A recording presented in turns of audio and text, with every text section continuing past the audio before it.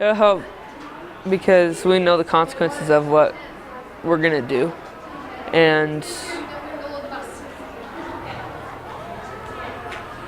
what will happen if we do a drug or something, and how it can affect us and possibly die, and how our family will react to it. It'll help me make decisions to where keep myself out of those kind of situations and don't have to really deal with it like that. So it'll make it a lot easier to just be like, not really, no. Like to be able to say no because I know the consequences now, like a lot better. I mean, like if that's happening in school and such, then it'll still happen around the world no matter where you are. Okay. So you have to learn to prepare yourself for that.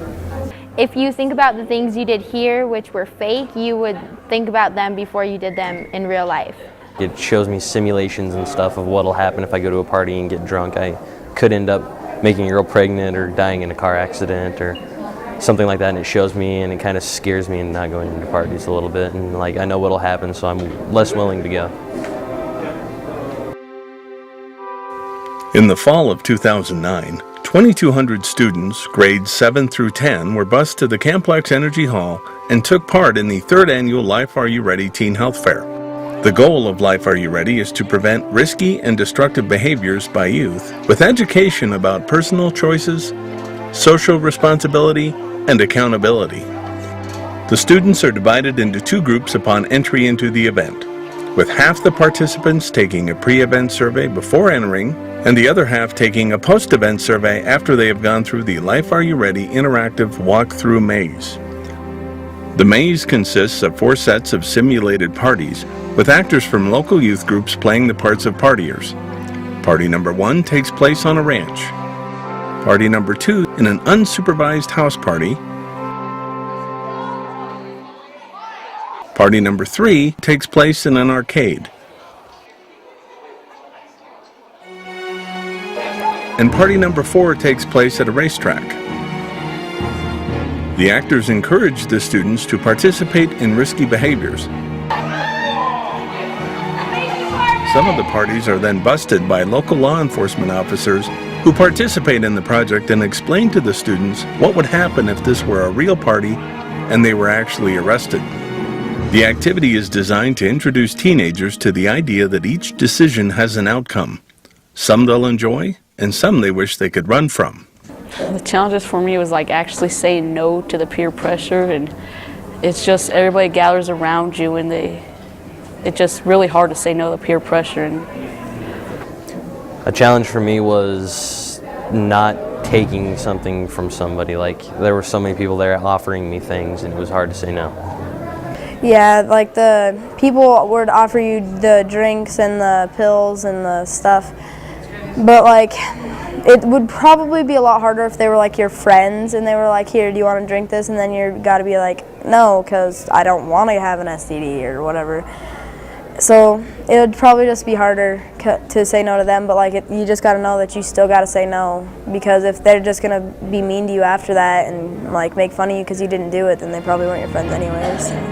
After students experience the first section of the maze, they are given cards signifying the consequences of actions they may have taken at the simulated parties.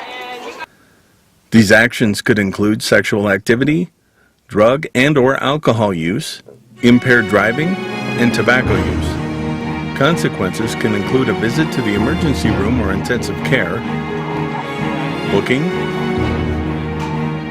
probation, the court system,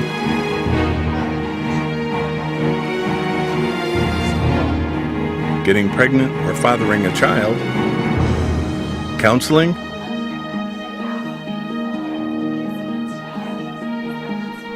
and even learning how to plan a funeral. Life Are You Ready also hosts a night session so that students can bring their parents, and their parents can see firsthand what their children experience in the maze. The intent of Life Are You Ready is to prepare youth to make informed decisions about life choices, provide parents and trusted adults with current information about life choice behaviors from a teen perspective, and encourage open, honest discussion of these behaviors.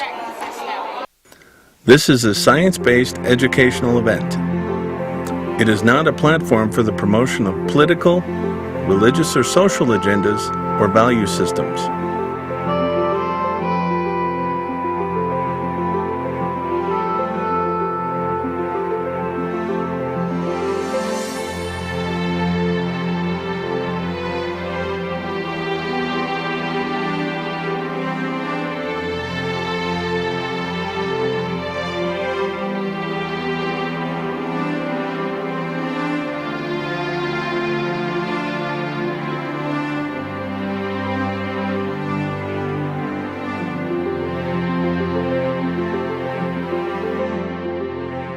The most important thing I learned would probably be, even though your friends would say you're cool if you do a certain thing, it's not. They're just the ones that are ruining their lives and trying to ruin yours too.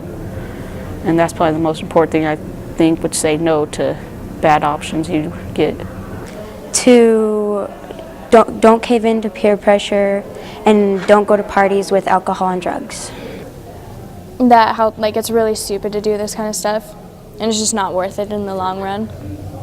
And that no matter how much or how little you do, everything will impact someone.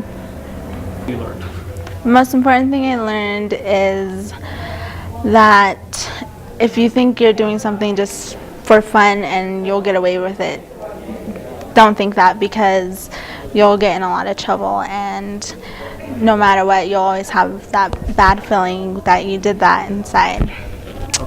The decision-making process in the real world, like, it'll help me to just totally look through everything, like all the options, not just the first one, be like, should I go to this party, yes or no, or like, but it'll help me look at it, be like, should I go to this party, yes or no.